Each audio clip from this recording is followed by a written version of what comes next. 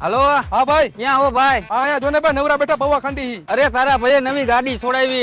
નો હોય ભાઈ, કોંગ્રેચ્યુલેશન. અરે થેન્ક યુ ભાઈ, થેન્ક યુ. હાલો તો દીવનું શું હે? હાલો જતાવી, તમે રેડી રહ્યો તો આવું હાલો. હાલ તો ફટાફટ ગાડી લઈ લાવો, અમે લોકો તૈયાર થઈ છીએ. અરે ઠેલા ભરો, ફટાફટ દીવ જવાનું આપણે, હાલો.